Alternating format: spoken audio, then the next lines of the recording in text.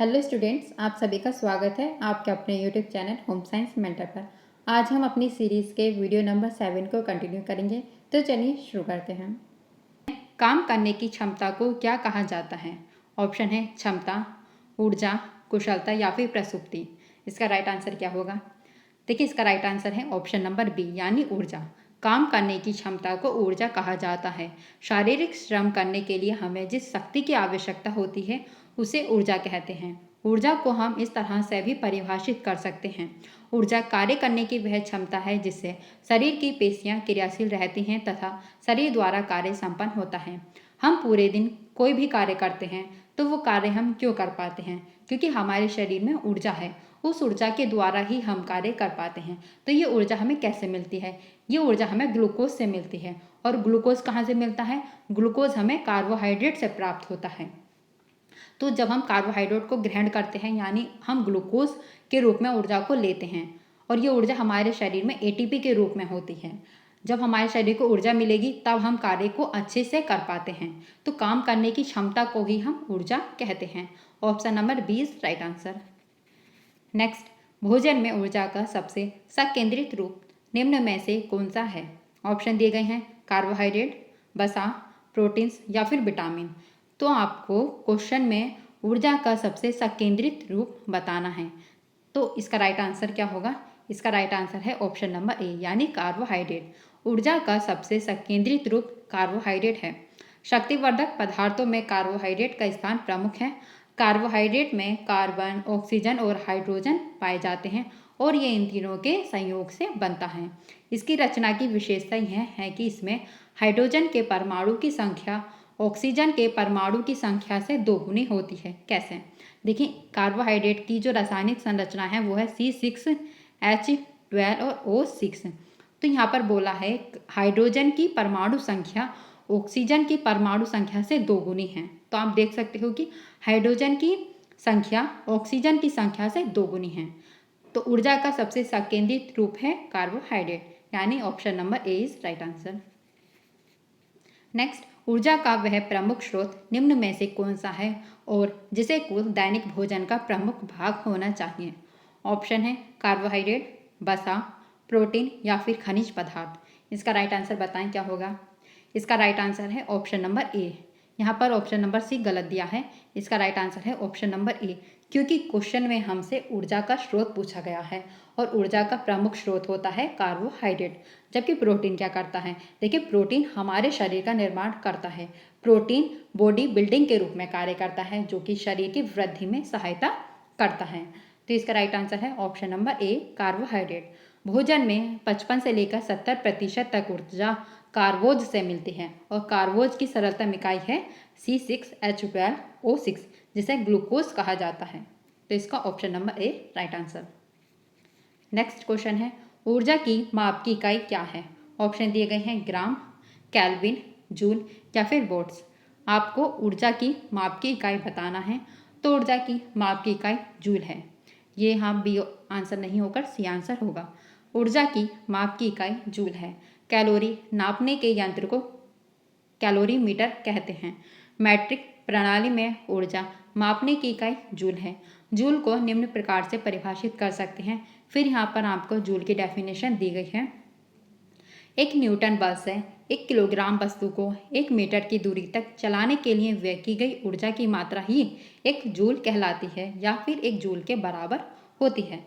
तो ऊर्जा मापने की इकाई है जूल और मैट्रिक प्रणाली में ऊर्जा मापने की इकाई भी जूल कहलाती है। तो इसका राइट आंसर है option number C. Next question है गतिशील संतुलन से तात्पर्य है। ऑप्शन है प्रोटीन ऊर्जा अनुपात का, कैल्शियम फास्फोरस अनुपात का, खनिज लवण संतुलन का या फिर उपयुक्त में से कोई नहीं। तो यहाँ पर गतिशील संतुलन से तात्पर्य पूछा है। गतिशील संतुलन का मतलब होता है प्रोटीन और ऊर्जा के अनुपात से। तो इसका राइट आंसर है ऑप्शन नंबर ए। गतिशील संतुलन से तात्पर्य है प्रोटीन ऊर्जा अनुपात का। नेक्स्ट क्वेश्चन है निम्नलिखित में से किसे ऊर्जा की प्रतिदिन आवश्यकता सबसे अधिक होगी? ऑप्शन है शिक्षक को, क्लर्क को, पत्थर तोड़ने वाले को या फिर गृहिणी को।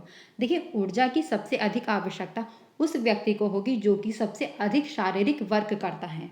उसे ही तो सबसे ज़्यादा ऊर्जा की आवश्यकता होगी। तो आप बताएं ऑप्शन को देखकर, क्या शिक्षक सबसे ज़्यादा शारीरिक वर्क करता है, क्लर्क करता है या गृहिणी करती है? देखिए गृहिणी शारीरिक वर्क करती है, पर अकॉर्डिंग टू ऑप्शन यहाँ पर पत्थर तोड़ने वाला व्यक्ति सबसे ज़्यादा शारीरिक कार्य करता है, जबकि शिक्षक और क्लर्क ये थोड़ा बैठे रहने का कार्य ज़्यादा करते हैं, यानी इनका शारीरिक वर्क कम होता है। एक गृहिणी भी शारीरिक कार्य करती है, पर गृहिणी के अकॉर्डिंग पत्थर तोड़ने वाला व्यक्ति ज़्यादा शारीरिक श्रम करता है, तो उस कारण ऊर्जा की आवश्यकता सबसे अधिक पत्थर तोड़ने वाले व्यक्ति को होगी। Option number C is right answer. Next है, खाली कैलोरी से तात्पर्य है। ऑप्शन है शून्य कैलोरी, सिर्फ कैलोरी, न्यूनतम कैलोरी या फिर उपयुक्त में से कोई नहीं। तो आपको बताना है खाली कैलोरी से क्या तात्पर्य है। खाली कैलोरी का मतलब होता है ओनली कैलोरी, यानी सिर्फ कैलोरी। तो खाली कैलोरी से तात्पर्य सिर्फ कैलोरी है। शारीरिक श्रम करने के लिए हमें जिस शक्ति की आवश्यकता होती है उसे ऊर्जा कहते हैं। तो option number B right answer. एक कैलोरी डैश जूल के बराबर होती है। ऑप्शन दिए गए हैं, इसका राइट आंसर बताएं। देखिए इसका राइट आंसर होगा 4.184, या फिर आप कहें तो 4.1 किलो कैलोरी जूल के बराबर होती है। इसका राइट आंसर है ऑप्शन नंबर सी। नेक्स्ट यहाँ पर आपको अभिकथन और कारण दिए गए हैं, जिसमें कि आपको बताना है भारतीयों में मेटाबॉलिक सिंड्रोम एक्स होने का अधिक खतरा है। कारण दिया गया है सिंड्रोम एक्स के प्रारंभिक संकेत हैं पेट का मोटापा, असामान्य ग्लूकोज सहनता या फिर HDL का न्यून स्तर। तो इसका राइट आंसर बताएं। इसके ऑप्शन है ए और आर दोनों गलत हैं, ए और आर दोनों सही हैं और आर आंशिक रूप से सही है, या फिर ए और आर दोनों सही हैं और आर पूर्णतः सही है, या फिर ए गलत है और आर सही है। इसका आंसर बताएं आप क्या होगा। देखिए इसका राइट आंसर है ऑप्शन नंबर सी, यानी ए और आर दोनों सही हैं और आर पूर्णतः सही हैं, क्योंकि भारतीयों में मेटाबॉलिक सिंड्रोम एक्स का खतरा ज़्यादा है, क्योंकि सिंड्रोम एक्स के प्रारंभिक संकेत होते हैं पेट का मोटापा, असामान्य ग्लूकोज और HDL का न्यूनतम स्तर। ये इसके कारण दिए गए हैं, तो ये पूरी तरह से ठीक हैं। ए और आर दोनों सही हैं और आर पूर्णतः सही है। इसका राइट आंसर है option number C. Next question है ORS में ग्लूकोज इसके लिए मिलाया जाता है। ऑप्शन है सोडियम का अवशोषण, ऊर्जा का स्रोत, स्वाद या फिर इनमें से कोई नहीं। आपको बताना है ORS में ग्लूकोज किसके लिए मिलाया जाता है। देखिए जब हमारी बॉडी में डिहाइड्रेशन हो जाता है तो हमें ORS का घोल दिया जाता है। क्यों? क्योंकि वे ऊर्जा का स्रोत है। ग्लूकोज ORS के रूप में हमारी बॉडी को दिया जाता है, जिससे हमें तुरंत ऊर्जा मिलती है। तो ORS क्या है? ORS ऊर्जा का स्रोत है। Option number B is right answer. Next question है देह के लिए ऊर्जा का मुख्य स्रोत है। ऑप्शन है प्रोटीन, ग्लूकोज, वसा या फिर उपयुक्त सभी। क्वेश्चन में देखें आप, ऊर्जा का मुख्य स्रोत पूछा है, तो आपको पता है ऊर्जा का मुख्य स्रोत है कार्बोहाइड्रेट। तो इसका राइट आंसर होगा ऑप्शन नंबर बी ग्लूकोज, क्योंकि ग्लूकोज ये कार्बोहाइड्रेट की सिंपलेस्ट फॉर्म है।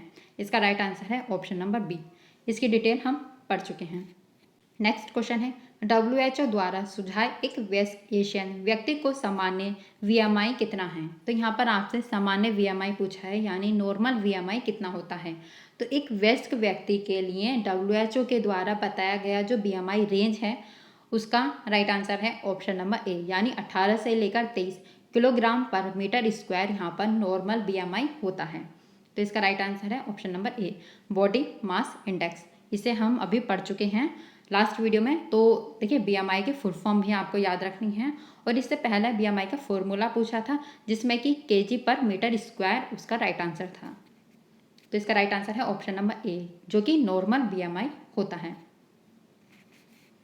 नेक्स्ट क्वेश्चन है मेटाबॉलिक सिंड्रोम के निदान के लिए निम्नलिखित मापदंड हैं। इसके ऑप्शन पढ़ें आप, तो इसका राइट आंसर बताएं। इसका राइट आंसर क्या होगा। देखिए मेटाबॉलिक सिंड्रोम के निदान के लिए जो मापदंड रखे गए हैं वो रखे गए हैं सीरम में ट्राइग्लिसराइड की मात्रा 150 मिलीग्राम पर 100 मिलीलीटर से अधिक होनी चाहिए, और जो है फास्टिंग रक्त की शुगर की मात्रा बताई गई है, और इसके बाद जो है वो BMI बताया गया है कि 23 केजी पर मीटर स्क्वायर से अधिक होना चाहिए। तो ये सभी किसके लक्षण हैं? ये सभी मेटाबॉलिक सिंड्रोम के लक्षण हैं और इसके निदान के लिए ये हमें मापदंड दिए गए हैं। तो इसका जो ऑप्शन नंबर बी है वो राइट आंसर है। नेक्स्ट क्वेश्चन में आपको सूची 1 और सूची 2 दी गई है, जिसमें कि आपको मिलान करना है। तो इसका आप ऑप्शन पढ़ें और बताएं इसका राइट आंसर क्या होगा। तो देखें, सबसे पहले हम बात करते हैं कैलोरी की। तो कैलोरी की सूची आपको मिलानी है। तो कैलोरी का मिलान आपको करना है मानवीय ऊर्जा से। कैलोरी क्या है? कैलोरी एक मानवीय ऊर्जा है। तो ए का ऑप्शन है फिफ्थ। ए का ऑप्शन फिफ्थ आपको 2 ऑप्शन में देखने को मिला है, यानी बी और सी में। तो ए और डी जो है ये गलत ऑप्शन है। और उसके बाद हम बात करते हैं केल्विन क्या है। तो केल्विन ये कलर टेम्परेचर के रूप में होता है। केल्विन क्या है? केल्विन कलर टेम्परेचर के रूप में। तो बी का ऑप्शन 4। तो इसका राइट आंसर है ऑप्शन नंबर बी। और टेलीमेट्री है एर्गोनॉमिक्स के रूप में, और सेलिनॉइड यह इलेक्ट्रॉनिक्स के रूप में कार्य करता है। कैलोरी क्या है? कैलोरी मानवीय ऊर्जा है। केल्विन यह कलर टेम्परेचर के रूप में, और टेलीमेट्री है एर्गोनॉमिक्स, और सोलिनाइड्स यह इलेक्ट्रॉनिक्स के रूप में कार्य करता है। तो इसका राइट आंसर है option number B is right answer. Next question है, ब्रह्मावस्था में शरीर द्वारा वांछित ऊर्जा की मात्रा है।